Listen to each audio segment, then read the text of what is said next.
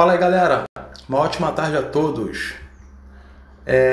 Tô mandando esse vídeo aqui por fora, né, para falar aí como uma introdução, né. Achei necessário, por quê? Porque esse estudo que eu fiz ontem é um estudo complexo, não é fácil de ser entendido e compreendido, né. Então quem está aí dentro do futurismo e acredita piamente de que Jesus Cristo ainda vai voltar para poder levar a sua igreja, arrebatar a sua igreja, né? E coloca isso para os dias de hoje ou para um dia vindouro, realmente fica muito complicado, né? De se compreender tudo que eu vou falar aqui nesse vídeo, tá? Então o que eu oriento é o seguinte: esse vídeo aqui eu fiz especificamente para aqueles que já estão aí, já pelo menos, no mínimo aí dentro de um preterismo parcial. Entendeu? Então é isso aí. Eu queria só deixar essa mensagem antes, tá? É um estudo escatológico que eu fiz, falando a respeito aí do tempo milenar, né? Do reino de paz, que Jesus Cristo traria antes aí da destruição do templo de Jerusalém no ano 70. Beleza? Então, para aqueles que vão acompanhar aí, que vão entrar, né? Um ótimo estudo aí. Tamo junto, hein? São exatamente agora 00:20. 00:20. Um ótimo dia a todos. Quero começar mais um estudo aqui, um pequeno estudo, né? Falando a respeito do tempo milenar.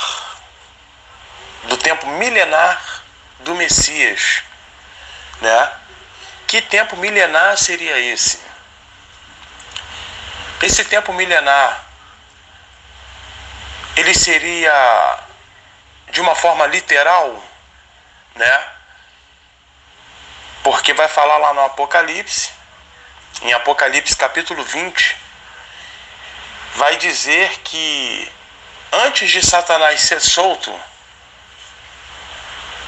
Jesus Cristo ele precisa reinar durante os 1000 anos, né, para que depois esse Satanás seja solto.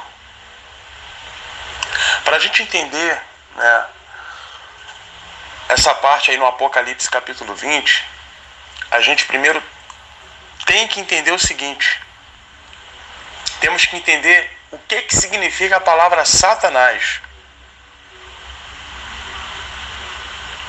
dentro desse contexto de Apocalipse capítulo 20, ou até mesmo dentro de um contexto geral com relação a essa palavra Satanás, que não é um nome próprio, né? Satanás ele é um adjetivo e ele é usado de diversas maneiras, de diversas formas, caracterizando sempre, né, a um ser opositor, né? Então temos que entender isso. Deixa eu passar para o próximo áudio. Então o que acontece, galera?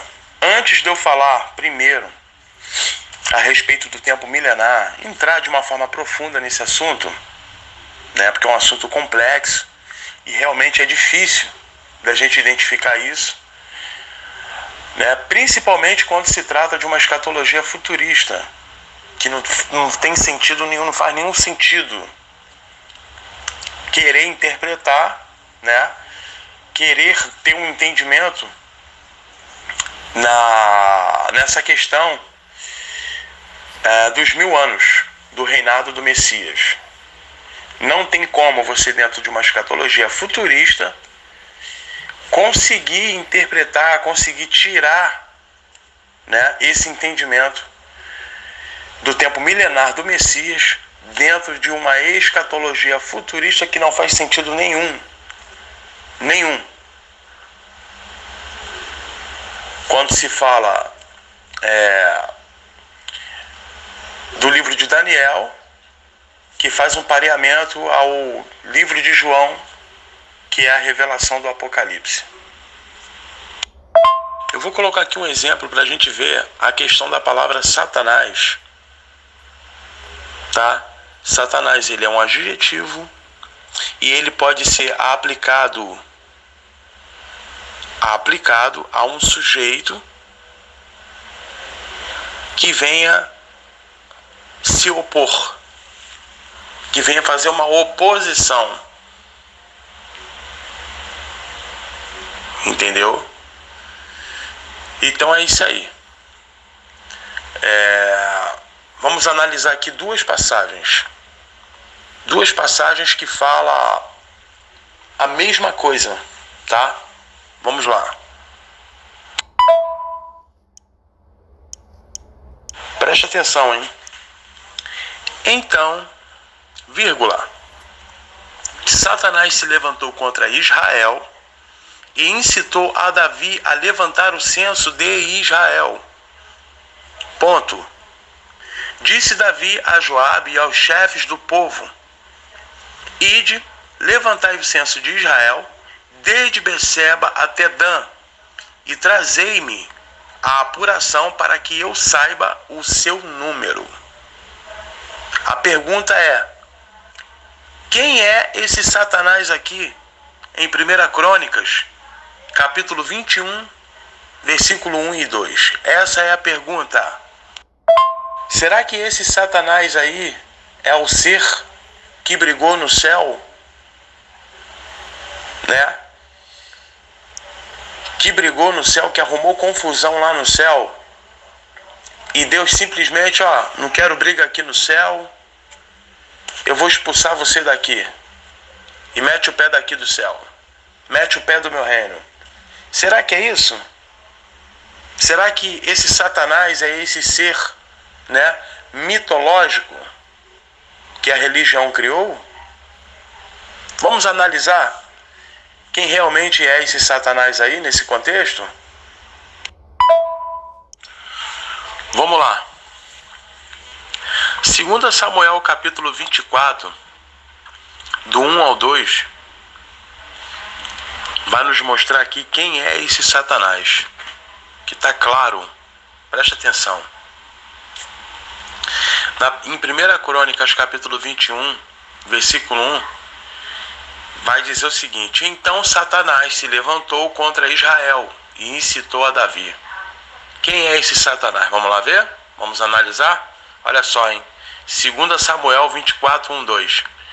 Tornou a ira do Senhor a acender-se contra os israelitas, e ele incitou a Davi.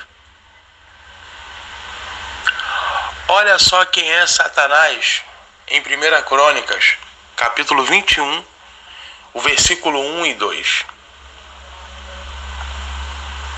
É o próprio Deus, a ira dele, a oposição dele.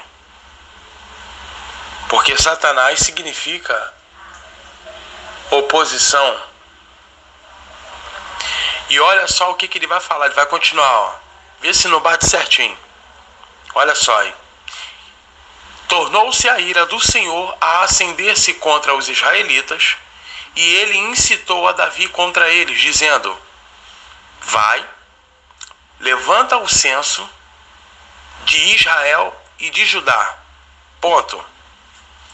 Disse, pois, o rei a Joabe, comandante do seu exército: Percorre todas as tribos de Israel, de Dan até Beceba, e levanta o censo do povo, para que eu saiba o seu número. Olha aí, quem é Satanás aí? Satanás aí é o próprio Eterno, o próprio Deus, que é o quê? A ira dele, a oposição dele. Aqui eu não vou abordar muito essa questão de espírito diabo, espírito demônio, espírito Satanás. Anjos caídos, supostos anjos que caíram do céu, que brigaram lá no céu e caíram. Eu não vou me aprofundar muito aqui nesse assunto, porque o nosso assunto central aqui é a questão do tempo milenar, tá? O reinado milenar de Cristo, do Messias. Então eu só coloquei aqui esse exemplo aqui a respeito de Satanás para vocês verem, né? E identificar um dos exemplos, que tem vários. Eu não vou me estender muito, tá? Mas, por exemplo, tem a questão lá de Pedro, né? Que Jesus Cristo chama Pedro de Satanás. E ali, na verdade, não era que tinha um espírito dentro de Pedro, ou até mesmo na mente de Pedro, né? Quando se fala dentro, se fala na mente. Não era que estava na mente de Pedro um espírito. Jesus Cristo ali, né, em uma linguagem original, né, simplesmente chamou Pedro de opositor. E por que que o Messias chama Pedro de opositor? Próximo áudio. O Messias chama Pedro de opositor pelo simples fato de Pedro se opor àquilo que foi determinado Jesus Cristo fazer, que era o quê? Morrer para poder resgatar aí as ovelhas perdidas da casa de Israel. Essa foi a missão dada para ele. Então Pedro não poderia ir contra isso, por mais, né, que ele tivesse ali demonstrando um amor, um afeto por Jesus Cristo e por não querer que Jesus Cristo padecesse na carne, ou seja, sofresse na mão dos romanos, né? Então é isso aí. Jesus Cristo chama Pedro de opositor porque porque Pedro ele se opõe, né, a Jesus Cristo morrer e a cumprir aquilo que foi determinado para ele. E por que Pedro faz isso? Porque Pedro ali ele não tem uma maturidade espiritual para poder entender o objetivo de Jesus Cristo. E qual era o objetivo de Jesus Cristo, que a gente vai falar de uma forma mais aprofundada mais para frente? Era de não reinar aqui nesse mundo, aqui nessa terra. E não somente Pedro, mas como todos os outros apóstolos, eles não tinham a maturidade espiritual, um entendimento, né? Como que eu posso dizer? Um entendimento pelo Espírito, para poder entender esse objetivo que era de Jesus Cristo não vir reinar nesse mundo, mas sim estabelecer um reino espiritual, um reino que não tinha nada a ver com essa terra, que não era físico. Então Pedro não entendia isso. E não podia entender, né? Porque eles só passaram a entender depois que eles receberam o Espírito do próprio Messias, né? Que o Messias, quando ele morre na cruz, libera esse Espírito para eles. Aí sim é que eles vêm ter a maturidade espiritual e venham se lembrar da onde eles vieram. E é isso aí. Então vamos lá, rapaziada, sem muita enrolação, vamos analisar aí Apocalipse capítulo 20. Vamos lá. Vamos lá, João vai falar o seguinte: então vi descer do céu um anjo. Tinha na mão a chave do abismo e uma grande corrente. Ele segurou o dragão, a antiga serpente, que é o diabo, Satanás, e o prendeu por 1000 anos. Lançou-o no abismo, fechou e pôs selo sobre ele, para que não mais enganassem as nações até se completarem os 1000 anos. A primeira pergunta que fica é a seguinte: quem é esse Satanás que foi preso por esse anjo? E quem é esse anjo? Quem na verdade é esse anjo que desce do céu? Isso é uma figura de linguagem, fazendo uma representação aí do próprio Messias, ou seja, do verbo que se fez carne. Do verbo que se fez carne. E ele é que tinha a autoridade, né, na verdade, de prender e de soltar esse Satanás, que também é uma figura de linguagem, que a gente vai entender um pouquinho mais para frente, tá? É uma analogia isso aí. Quem são essas nações aí? Essas nações são exatamente aquelas nações que já estavam reunidas lá em Jerusalém, né? São exatamente aquelas que o próprio Messias dá a missão para que os discípulos fossem pregar justamente para elas, né? E elas receberam as boas novas do Messias. Todas essas nações, todos os representantes, todos eles já estavam lá em Jerusalém, né?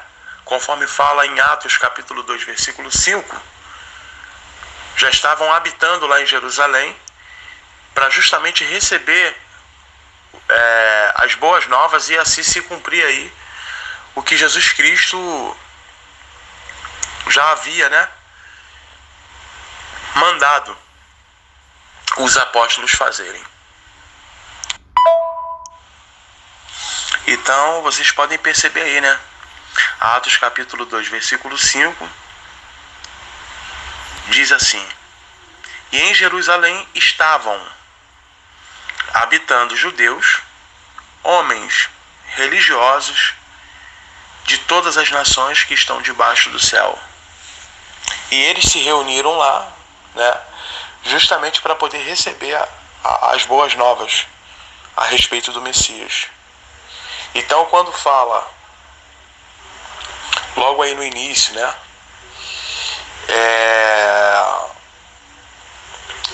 e o prendeu por 1000 anos, lançou no abismo, fechou e pôs selo sobre ele, para que não mais enganassem as nações, até se completar os 1000 anos. Que nações, né, de qual nações está se referindo aí? Justamente aquelas que já estavam habitadas lá em Jerusalém. Entendeu? Justamente elas.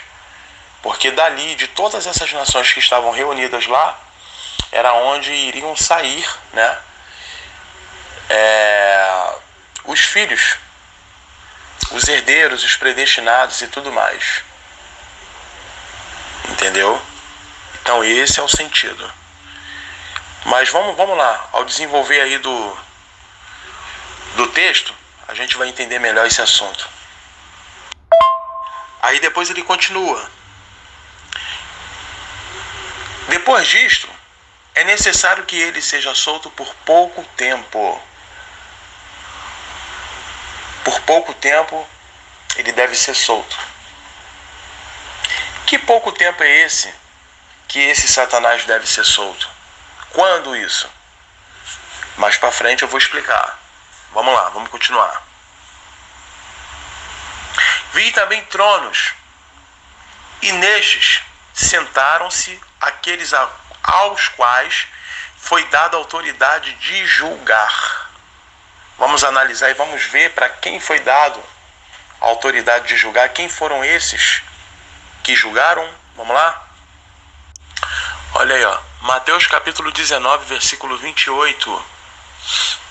Vai dizer assim: e Jesus disse-lhes: em verdade vos digo que vós quem?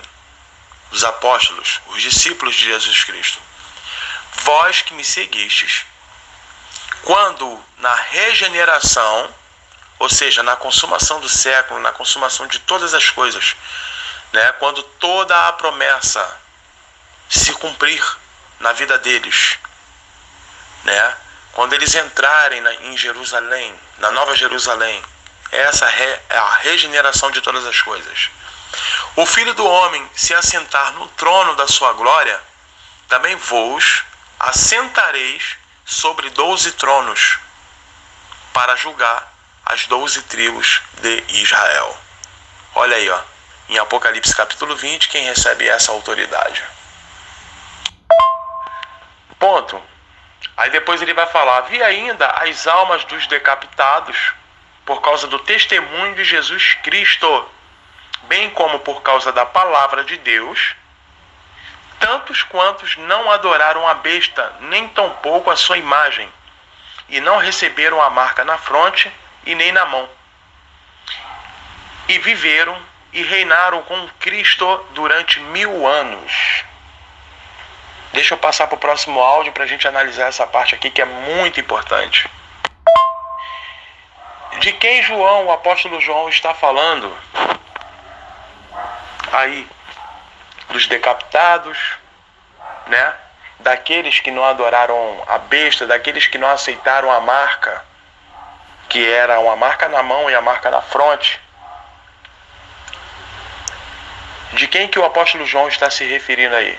Dos discípulos de Jesus Cristo, das 7 igrejas da Ásia, que estava lá no período do reinado do Império Romano, do período opressor do Império Romano. E eles tinham que perseverar até o fim, não podiam negar Jesus Cristo por nada, porque Jesus Cristo deixou isso claro para eles. Deixou claro: aquele que quer me seguir, largue os seus próprios interesses, carregue cada dia a sua cruz e me acompanhe. Porque aquele que quiser salvar a sua vida, vai perder. Mas aquele que perder a sua vida por minha causa, vai achar. E por que Jesus Cristo fala isso para eles? Justamente por causa disso. Justamente por causa disso. Então, na verdade, quando o apóstolo João fala, havia ainda as almas dos decapitados por causa do testemunho de Jesus, bem como por causa da palavra de Deus, tantos quantos não adoraram a besta, e nem tampouco a sua imagem, e não receberam a marca na fronte nem na mão, e viveram e reinaram com Cristo durante 1000 anos.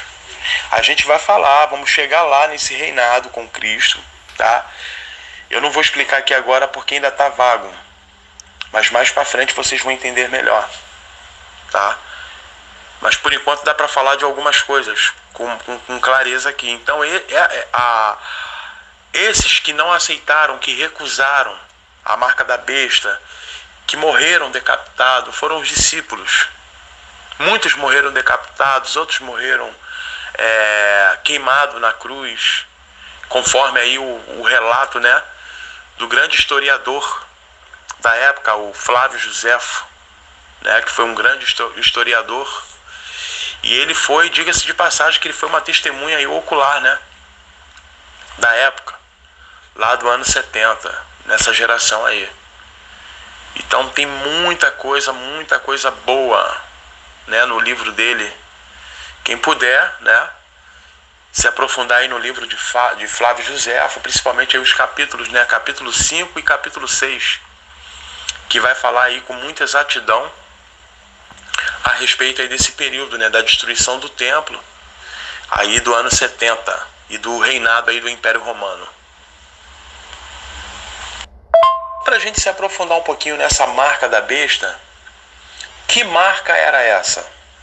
Essa marca da besta, meus irmãos, era a marca do Império Romano, a marca de César Nero. Essa marca era deles, especificamente do Império Romano, César Nero, que é o número 666, a marca de um homem. Então o que acontece? Na época do Império Romano, quem recusasse, vou falar aqui, não vou falar de forma muito aprofundada não, senão a gente vai sair muito do tema, tá? Porque esse não é o tema central. O tema central aqui é a gente falar do tempo milenar. Mas vou dar só uma pincelada. Essa marca só podia comprar, só podia vender, né?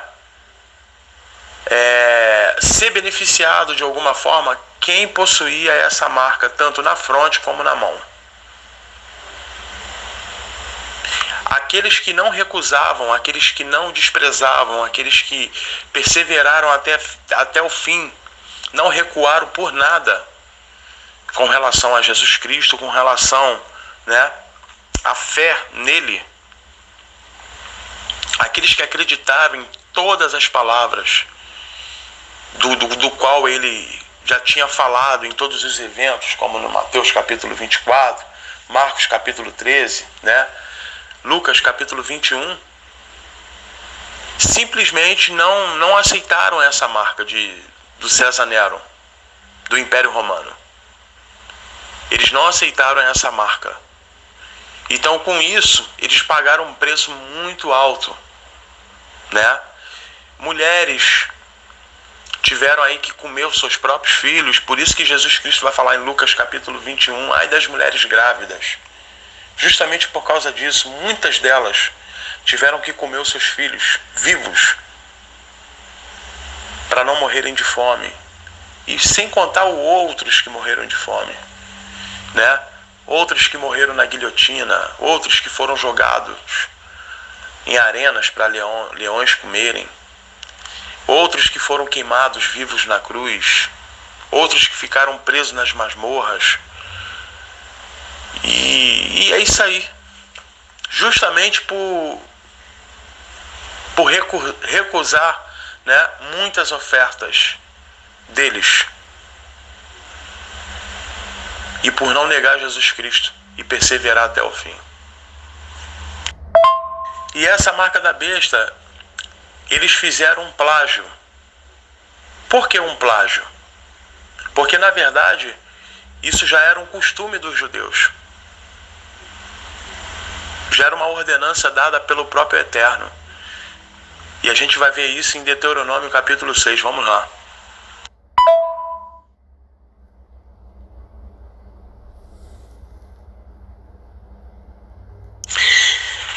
Deuteronômio capítulo 6, versículo 5. Amarás, pois, o Senhor teu Deus de todo o teu coração e de toda a tua alma e de todas as tuas forças.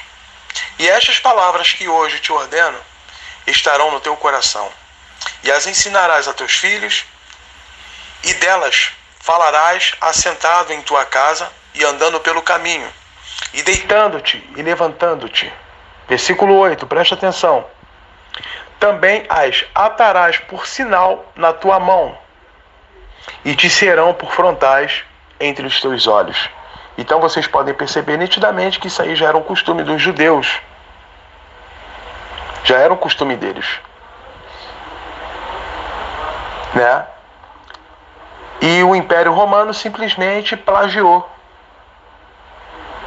Simplesmente fez isso. Qual o intuito? Fazer com que os judeus, fazer com que eles, né, tivessem a devoção pelo Império Romano, pelos reis, tanto César Nero como Vespasiano, né, e Tito também, como se eles fossem o próprio Deus, o pica das galáxias. Esse foi o objetivo. Os restantes dos mortos não reviveram até que se completasse aí os 1000 anos. Jesus Cristo aí está falando de quem? Está falando exatamente daqueles que morreram antes da cruz. Por quê? Porque essa ressurreição do qual ele se refere é uma ressurreição de cruz. Ou seja, o batismo que o apóstolo Paulo apresenta lá em Romanos capítulo 6, né? Que o apóstolo Paulo faz uma analogia, né, daqueles que aceitaram Jesus Cristo, morreram com ele na cruz e ressuscitaram com ele de forma espiritual. E por que a gente consegue entender isso? Vendo o contexto. Olha o contexto. Esta é a primeira ressurreição.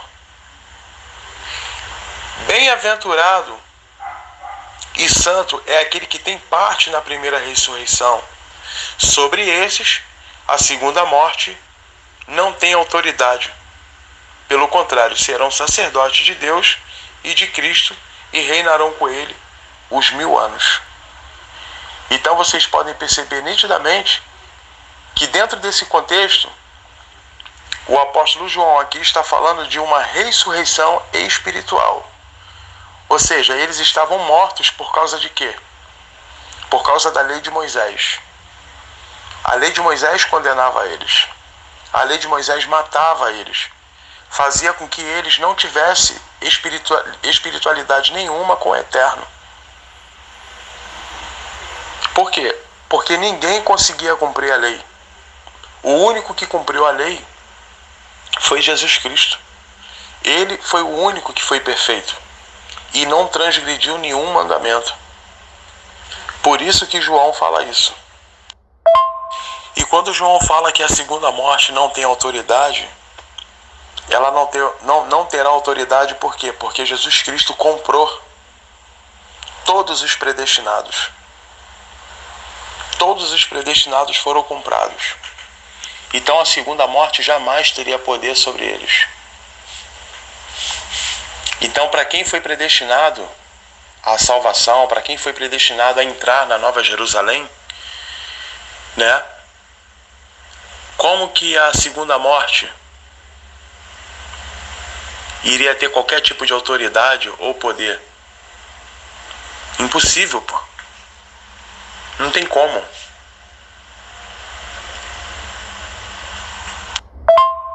Então, se eles são predestinados à salvação, eles são predestinados, né, a entrar e receber a grande promessa que o Eterno fez para eles. E aonde é que está essa promessa? Está lá em Êxodo, capítulo 19, e depois João vai falar dessa promessa lá em Apocalipse, capítulo 1, né, do qual faria eles serem sacerdotes.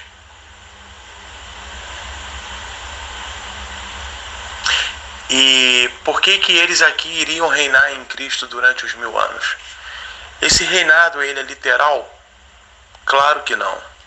Esse reinado não pode ser literal, né? Muitos alegam, não, mas o futurismo, né? Dentro da escatologia futurista, não, porque dentro do futurismo eles querem colocar o seguinte, querem colocar que Jesus Cristo ainda vai voltar para poder estabelecer um reinado milenar de forma literal, ou seja, ele reinar 1000 anos aqui nessa terra, de forma literal. Alexandre, mas não é isso? Não pode ser, pô. Não tem como ser literal isso. Porque se for literal, né, Jesus Cristo ele se contradiz quando ele fala isso aqui, ó. Vamos lá. Olha aqui que o Messias fala. E interrogado pelos fariseus sobre quando havia de vir o reino de Deus, responderam-lhes. Jesus responde para eles.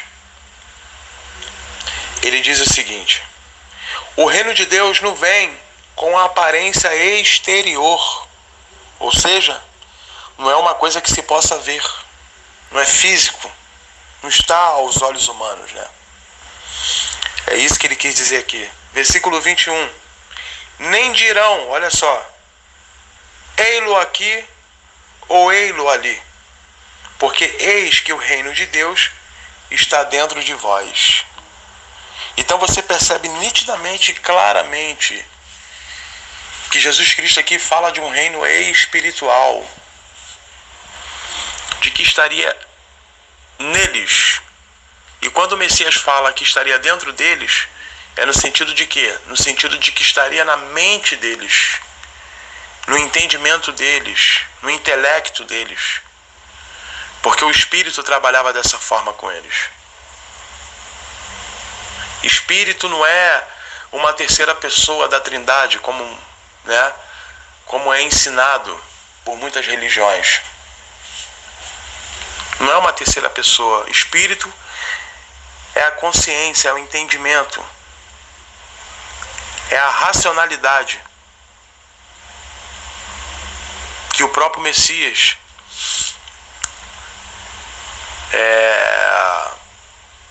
colocou para eles, deu para eles esse espírito para que eles pudessem o quê? Reinar em vida. Então esse tempo milenar que os discípulos reinam em vida, junto com o Messias, na mente deles, no entendimento deles, na consciência deles, começa quando? Começa na morte de Cristo na cruz, onde ali ele vai falar que está tudo consumado, né? E termina na segunda vinda dele, que foi lá no ano 70, né? Iniciando aí uma das primeiras profecias dele, a destruição do templo em Jerusalém. Então, de acordo com essa passagem, seria completamente contraditório se a gente falar que esse reino milenar de Cristo durante os 1000 anos fosse literal. Pô. Como é que Jesus Cristo iria reinar de forma literal aqui nessa terra, sendo que ele fala de um reino que é totalmente espiritual? E ele vai falar para Pedro lá em Getsemane, para Pedro guardar a espada e afirmar para ele, né? Enfatizar para ele que o reino dele não é deste mundo. Pedro, meu reino não é deste mundo. Guarde a sua espada. E depois ele vai vir aqui para poder reinar de uma forma física com os discípulos que a religião coloca como se fosse nós. Que é um absurdo. É um absurdo isso. Querer literalizar esse reinado milenar. Não tem como literalizar o reinado milenar. Esse reinado milenar, ele é uma figura de linguagem. Os 1000 anos, ele não é literal, ele é uma figura de linguagem. Ele é uma analogia, justamente identificando esse tempo do qual ele morre na cruz, do qual ele libera o seu espírito para poder estar na mente dos discípulos e os discípulos reinar em vida com ele durante todo o tempo que se propaga aí as 7 igrejas da Ásia, que dá mais ou menos aí o tempo de 40 anos, aproximadamente 40 anos. Esse é o reino milenar. Aí uns podem entrar aí e falar: Alexandre, mas esse reinado aí não é um reinado de paz? Como é que esse reinado de paz já aconteceu? Se eles passaram por perseguições, se eles sofreram, né? Como que pode isso? Não faz sentido, Alexandre. Vamos lá para o próximo áudio. Quando é falado acerca desse reinado de paz, que nesse tempo milenar seria o tempo de paz, que era onde o Satanás ia ficar preso, né? Satanás ficaria preso. Esse Satanás ficaria preso durante 1000 anos. Isso é uma analogia, uma figura de linguagem também, representando aí a não manifestação de Vespasiano e Tito. Por quê? Porque precisava se cumprir justamente esse tempo da morte dele até o ano 70 e assim se manifestar o assolador, aquele que iria assolar Jerusalém e destruir Jerusalém por completo, né? Então precisava cumprir esse tempo. Então, quando se refere a um reinado de paz, é de que essa paz seria uma paz de forma espiritual. E eles conseguiram alcançar essa paz. E quem era que dava essa paz para eles? Justamente o Espírito do Messias que estava neles. Isso fazia com que eles tivessem essa paz, que era juntado com o entendimento, com a razão, né? Com toda a confiança e perseverança e certeza que eles tinham de alcançar a coroa, de alcançar a Nova Jerusalém, pô. Entendeu? Então eles já estavam em um nível do qual eles já estavam completamente desligados dessa terra, cara. Eles já não tinham mais, né? Eles já estavam de uma forma que eles já não tinham mais contato já mais com essa terra. Completamente desligados com relação à natureza humana. Até porque para eles serem selados pelo Espírito, para eles, né, receberem um selo do qual Jesus Cristo já havia falado, prometer a eles, Eles tinham que chegar nessa perfeição, nessa plenitude, com o próprio Messias, conforme o apóstolo Paulo vai falar lá em Efésios capítulo 4. Então eles tinham que chegar a essa plenitude. Então esse reinado de paz era justamente essa paz espiritual que eles tinham e que eles carregavam na mente deles. Eles tinham essa convicção. Por maior sofrimento que podia acontecer com eles, né? Por maior tribulação do qual eles viam a enfrentar, eles tinham essa paz. E essa paz foi dada para eles através do Espírito que o Messias deu para cada um deles conforme o Consolador, justamente durante o reinado de paz, o reinado milenar, que começou na morte da cruz de Cristo e foi até o ano 70, aí, se cumprindo aí quase os 40 anos.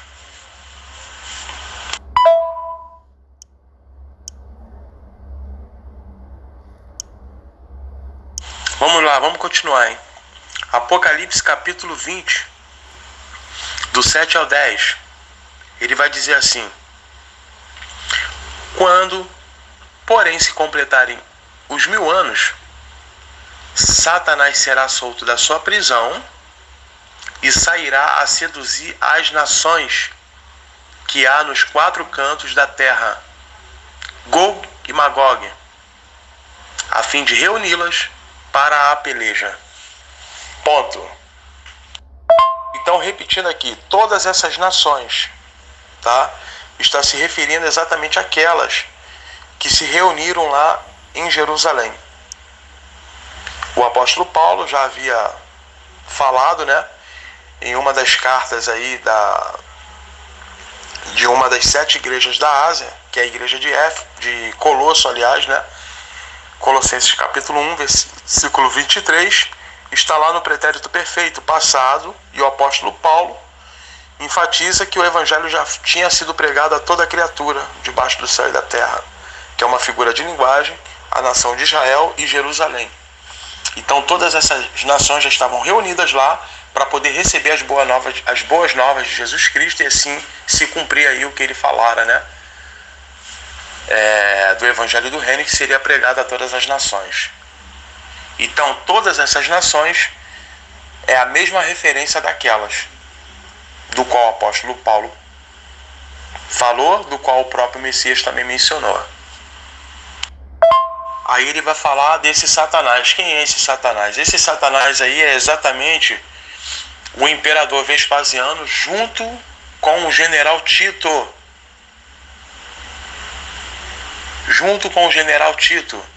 E esse Satanás, ele não está se tratando aí, não está se referindo ao falso profeta. Tá? Por quê? Porque falso profeta está ligado a um sistema religioso. E quem era o sistema religioso na época? O sistema religioso na época, que inclusive matou Jesus Cristo, foi contra Jesus Cristo, foi a própria Jerusalém, Israel.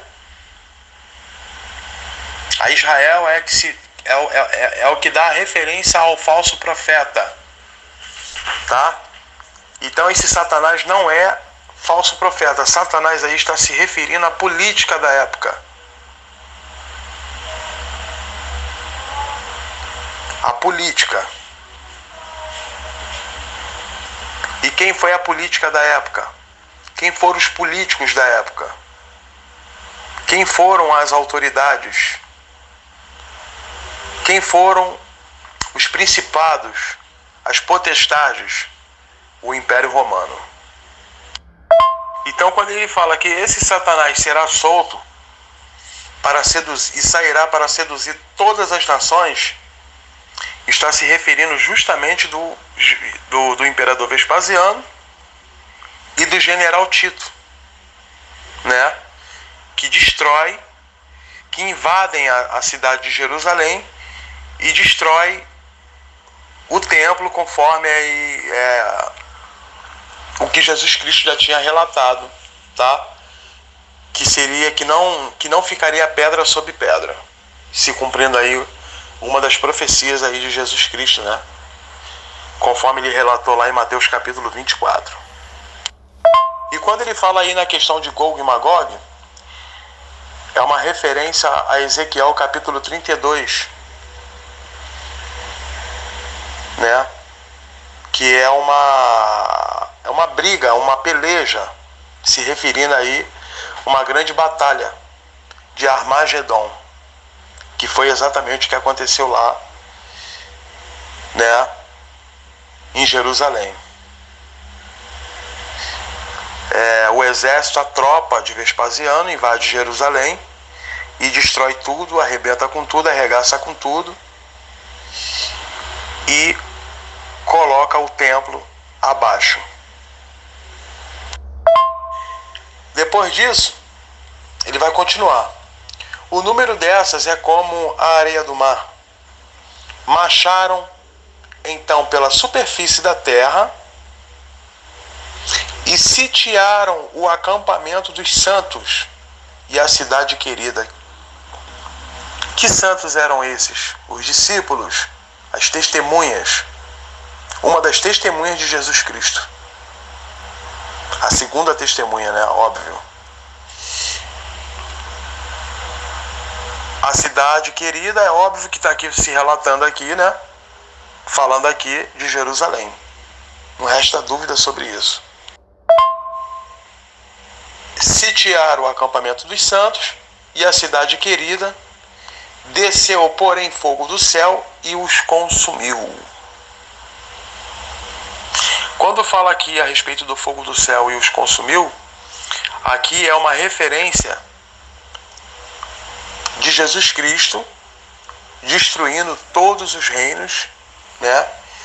E aí se cumprindo o que Daniel falou lá em Daniel capítulo 2, a respeito da última pedra que cai e esmaga, né? Todos os animais da estátua do rei Nabucodonosor da Babilônia.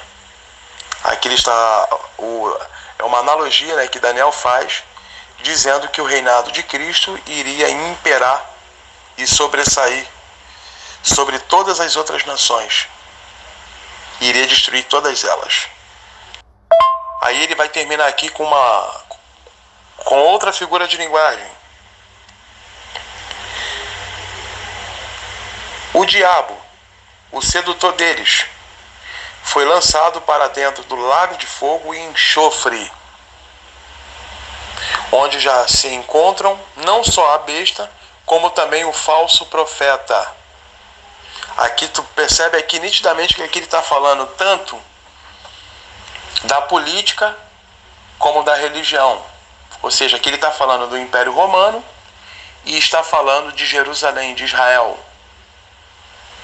Né? Daqueles que mataram Jesus Cristo, daqueles que entregaram Jesus Cristo. E inclusive foram contra também os discípulos, se aliando ao Império Romano, Israel.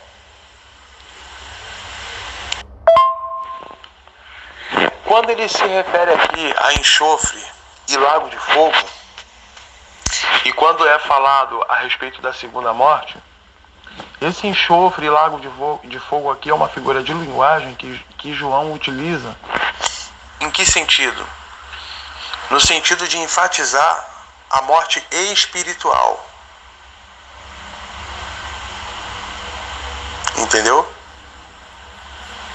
Na verdade, a ausência do eterno, a ausência do Espírito de Deus.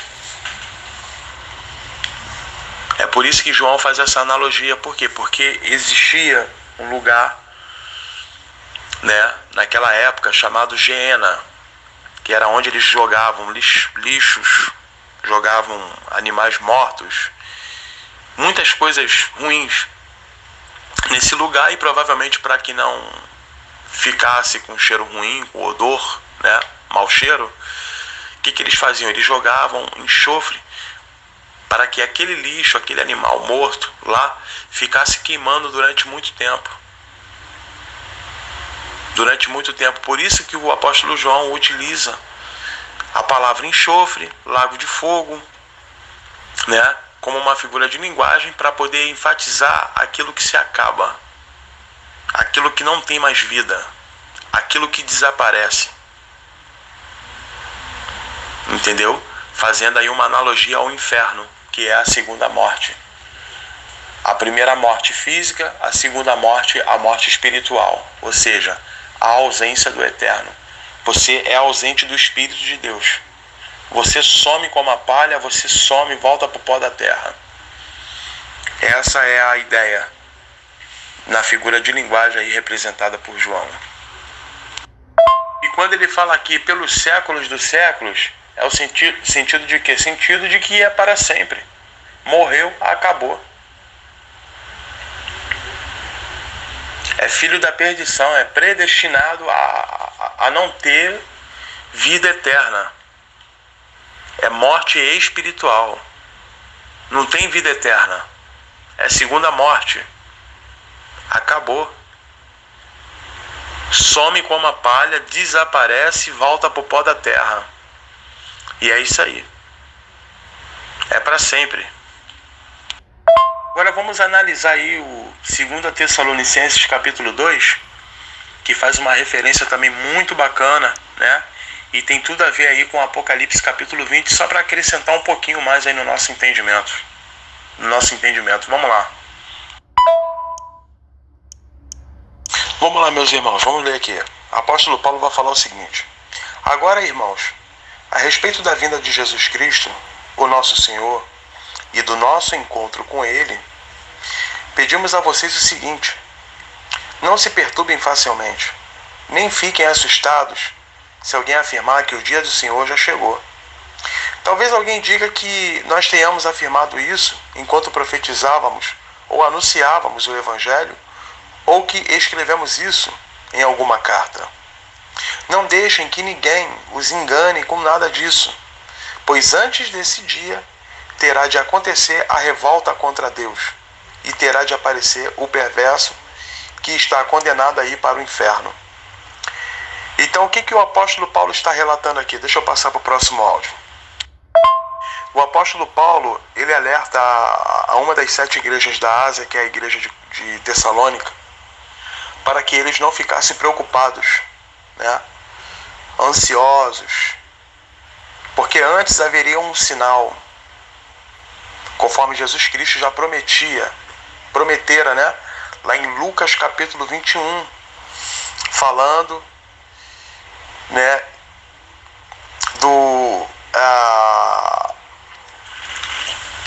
falando a respeito de Jerusalém, que seria invadida pelo exército romano.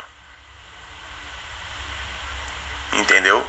Que quando o exército chegasse, o exército romano chegasse, ali já seria o início. Já começaria aí a grande tribulação, e a vinda dele já estava para acontecer ali naquele momento, né? Naquele evento ali, no início daquele evento. Jesus Cristo, ele prometeu isso lá em Lucas capítulo 21. Então, por isso que o apóstolo Paulo vai alertar isso para eles. O apóstolo Paulo vai alertar que primeiro tem de acontecer um sinal. E que sinal é esse? É justamente o que ele falou aqui, ó. Cadê? Deixa eu passar para o próximo áudio. Olha aí, ó. Ponto. Pois antes desse dia terá de acontecer a revolta contra Deus, e terá de aparecer o perverso. Que perverso é esse? Vespasiano, imperador Vespasiano, junto com o general Tito, invadindo Jerusalém e assolando a cidade, conforme Jesus Cristo, né, já tinha até profetizado também que a cidade de Jerusalém ficaria deserta, ou seja, Deus tiraria a mão dele, a proteção dele sobre essa cidade, e faria com que o Império Romano destruísse toda Jerusalém. E por que isso? Porque a Jerusalém, Israel, matou os profetas e apedrejou aqueles que eram enviados. Então, mais uma vez aqui, condenado aí para o inferno. Que inferno é esse? É o inferno que é pregado pela religião, né? onde a religião coloca de uma forma completamente absurda um espírito queimar, porque não tem lógica um espírito queimar. Espírito não queima. Como é que um espírito vai ficar queimando se fogo é físico? Ah, não, mas queima de forma espiritual. Como assim, pô? Não existe isso. E até porque espírito não tem vida. Como é que um espírito vai ter existência? Não tem. Para um espírito ter existência, ele tem que ter vida. Então, se está morto, já não é mais espírito. Ele já não é mais espírito. Então, quando fala de inferno aqui, quando o apóstolo Paulo se refere a inferno aqui, é a sepultura, é a segunda morte, é morte espiritual. Ou seja, a ausência do Espírito de Deus, a ausência do Eterno. Império Romano, predestinado a morrer, predestinado a descer à sepultura, predestinado a não ter a ausência do Espírito de Deus. Por quê? Porque eles são ímpios. Eles eram ímpios, aliás, né? Então eles foram predestinados à morte. E é isso. É por isso que o apóstolo Paulo se refere fala isso aqui. Aí depois o apóstolo Paulo vai falar o seguinte: ele será contra tudo o que as pessoas adoram e contra tudo o que elas acham que é divino. Essas pessoas são quem? São os predestinados, são os discípulos. São os que compõem aí as 7 igrejas da Ásia. Aqueles que não negam Jesus Cristo, aqueles que perseveraram até o fim e não negaram a Cristo. São essas pessoas que adoraram o que é divino, o que é sublime, o que é poderoso, o que é incrível. O Messias, o reino dele.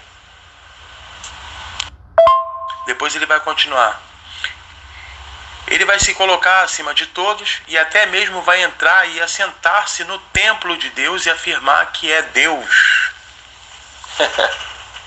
E querem colocar isso aqui para os dias de hoje. Querem colocar isso aqui para os dias de hoje. Ou para o futuro. Como que eles vão colocar isso aqui para o futuro se o templo de Jerusalém foi destruído no ano 70? Então, em qual templo?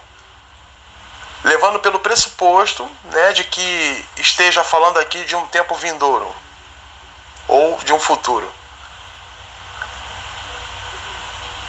O anticristo iria sentar onde? Qual templo? Ah, é um terceiro templo que será construído. Mentira! Não tem lógica isso. Até porque para criar um terceiro templo, tem que simplesmente pegar e destruir a cruz de Cristo, porra, porque não faz sentido. Não faz sentido, pô. Então como é que vai estabelecer um terceiro templo? E outra, a Escritura só fala de 2 templos. O templo físico e o templo espiritual. O físico, a antiga Jerusalém, e o templo espiritual, a nova Jerusalém. É isso que a Escritura fala. A profecia fala isso lá em Amós capítulo 9. E depois Tiago vai confirmar lá a própria passagem de Amós em Atos capítulo 15. Capítulo 15 a partir do versículo 16, se eu não me engano. Vocês podem analisar aí. Depois João vai testificar isso em Apocalipse capítulo 21, falando da Nova Jerusalém. Ele fala da antiga Jerusalém, que o mar já não existe mais. A antiga Jerusalém, ela foi destruída, acabou. E era física. E vem do céu, cai do céu a Nova Jerusalém, que vem por parte de Deus, o reinado de Cristo. Onde ele vai entregar esse reinado para o próprio Deus. Quando tudo se completa, quando tudo é consumado. O próprio apóstolo Paulo vai relatar isso também. E aí? Então como que vai falar de um terceiro templo? Não tem lógica. Não faz sentido colocar um terceiro templo. E aqui a própria passagem aqui está claro, do apóstolo Paulo, fala que o anticristo, ele viria e assentaria no templo e zombaria de Deus. Dentro do templo. Está claríssimo isso. Se o templo foi destruído no ano 70, ele vai sentar aonde? No colo dos discípulos? Não faz sentido, né? Aí o apóstolo Paulo vai continuar. Por acaso vocês não lembram que eu lhes disse tudo isso quando estava com vocês? E vocês sabem também que existe alguma coisa que não deixa que isso aconteça agora?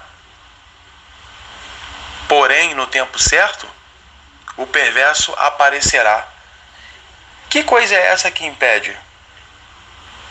Se a igreja sabia, né? Se a igreja sabia que coisa era essa, é porque eles tinham a intimidade com essa coisa. Senão eles não saberiam. O apóstolo Paulo fala aqui que tinha uma coisa, né, que impedia a manifestação do anticristo. E quem era essa coisa? Era o próprio Espírito de Deus, que impedia essa manifestação. Por quê? Porque precisava se cumprir aí o reinado de Cristo durante os 1000 anos. Por isso o anticristo não podia se manifestar antes da hora, porque precisava se cumprir o tempo milenar, que é a morte de Cristo, o reinado dele na mente dos discípulos, os discípulos pregando o evangelho, as boas novas, se propagando às 7 igrejas da Ásia, para depois sim Satanás ser solto, ou seja, Vespasiano junto com o general Tito, para sitiar Jerusalém e assim assolar. Esse é o sentido. E quem faria isso? O próprio Deus. O próprio Deus faria isso. E o próprio Deus faria isso de que forma? Afastando esse que tinha o poder, né?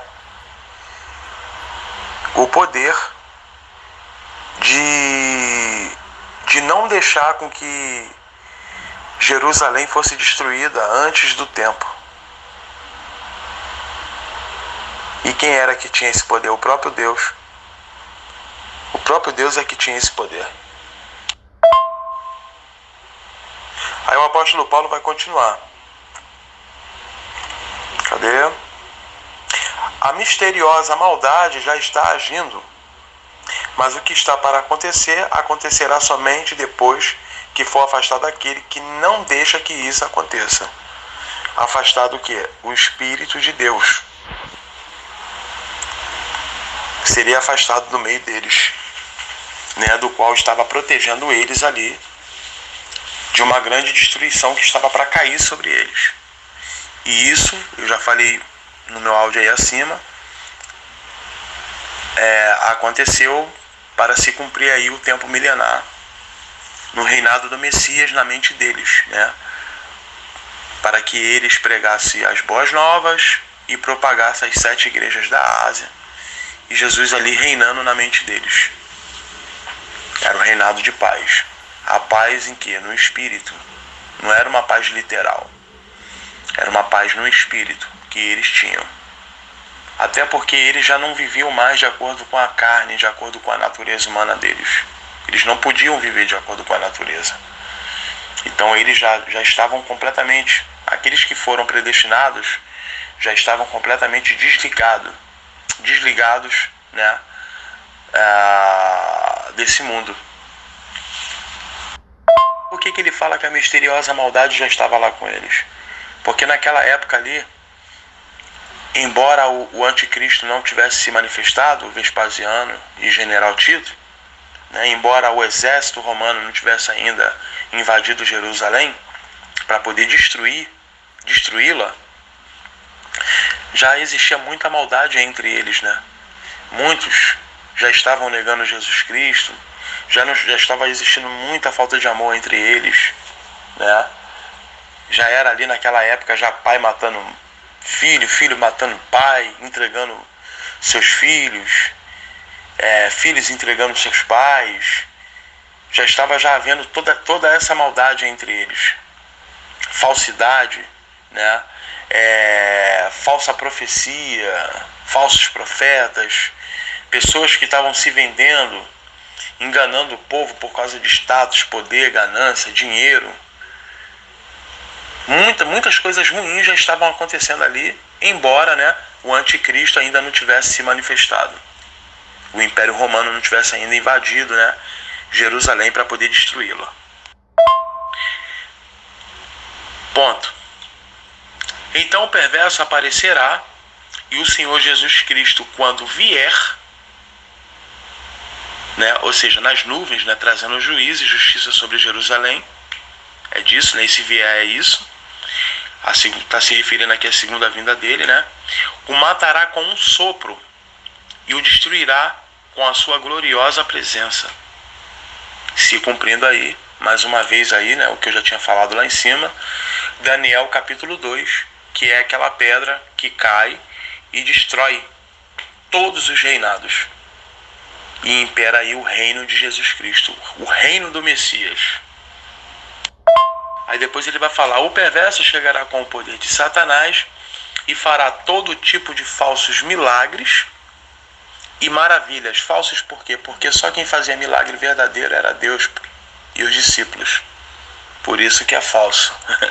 Isso é óbvio, né? Ponto. E enganará com todo tipo de maldade os que vão ser destruídos. Por quê? Porque não foram predestinados à salvação. Então, na verdade, eles foram predestinados a recusar Jesus Cristo, a negar Jesus Cristo. O grande exemplo, né, de um famoso deles é o próprio Judas, que é o filho da perdição, né? Ponto, continuando. 2 Tessalonicenses 2, vamos continuar. Eles vão ser destruídos porque não aceitaram e nem amaram a verdade que os poderiam salvar. E quem era essa única verdade? As palavras do Messias.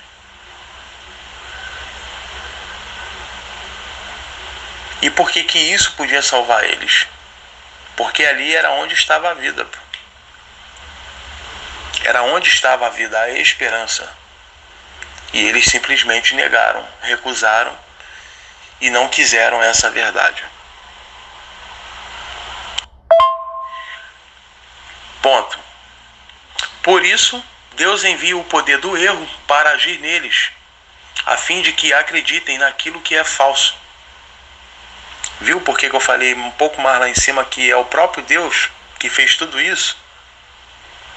Deus que preparou tudo isso, porque na verdade esse grande juízo, né, e esse grande acerto de contas, conforme está lá em Lucas, foi preparado pelo próprio Deus. Tudo isso já foi predestinado.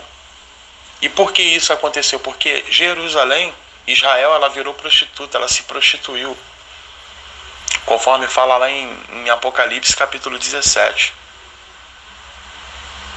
E por que ela se prostituiu? Porque ela se aliou a Roma e entregou Jesus, matou Jesus. Não só Jesus, como as suas testemunhas, né? Na verdade, as duas. A primeira testemunha a palavra, que é a palavra do Messias, e a segunda testemunha os próprios discípulos que testemunharam a palavra dele. Depois ele vai terminar assim, ó. O resultado disso é que serão condenados todos os que não creem na verdade, mas têm prazer no pecado. Condenados o quê? Condenados a não obterem a vida eterna, o espírito com o eterno, a espiritualidade.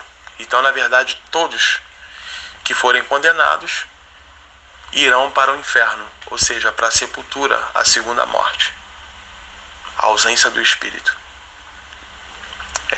São os predestinados à perdição, né? Digamos assim. Vou colocar aqui a última passagem para a gente terminar esse assunto, tá? Para a gente finalizar aí e fechar esse assunto aí. É só para acrescentar, dar mais uma pincelada, né? Para abrir mais um pouquinho aí o nosso entendimento.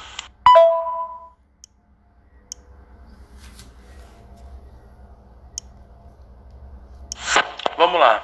Visto que a morte veio por um homem, também por um homem veio a ressurreição dos mortos, porque assim como em Adão todos morrem, assim também todos serão vivificados em Cristo. Agora vamos ao que interessa aqui dentro do nosso assunto. Cada um, porém, por sua própria ordem. Cristo, as primícias, ou seja, o primeiro. Por quê? Porque foi o primeiro a ressuscitar dentre os mortos. Ele foi o primeiro. O primeiro que depois de carregar todas as iniquidades, todas as feridas, depois de morrer, né? De ir para o inferno, ficar 3 dias lá na sepultura, ele ressuscita, trazendo aí a esperança para o povo de Israel. Depois dele falar de Cristo, a primícia, né, o primeiro, ele vai falar que depois os que são de Cristo na sua vinda. Por que na vinda dele? Porque somente na vinda eles iriam ressuscitar. Jesus Cristo ressuscitaria eles. Porque esperava vir um grande julgamento para poder ressuscitar aqueles que morreram antes. Por causa da lei de Moisés. Entendeu?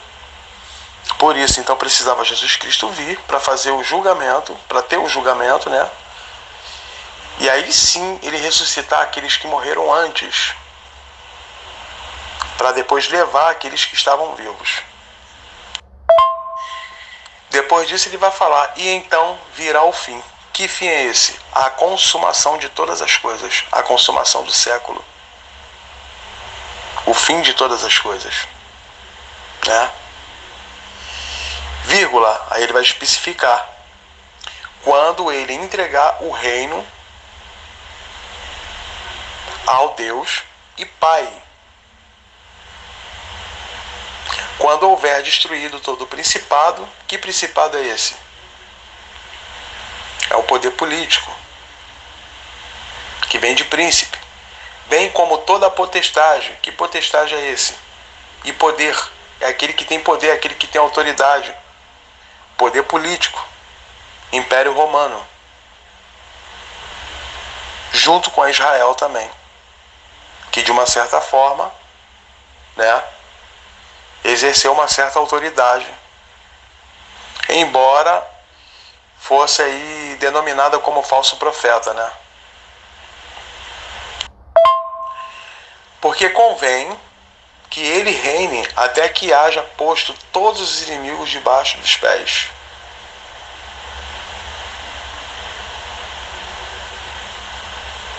O último inimigo a ser destruído é a morte. E por que ele fala isso? Porque depois que estabelece a Nova Jerusalém, onde eles saem, né, da velha cabana, né, que é o corpo corruptível, e ganha o corpo incorruptível na Nova Jerusalém, a morte já não existe mais para eles. Né? É onde já não vai mais haver guerra, onde já não há mais guerra, não há mais dor, pranto, nada disso. Nenhuma nação precisará lutar contra outra. E o reinado de Cristo, o império de Cristo, entregue ao Pai, entregue a Deus, né, ao Eterno, prevalece para sempre. E é isso aí. E a gente termina aí esse nosso estudo. Um ótimo dia aí para todos vocês, hein?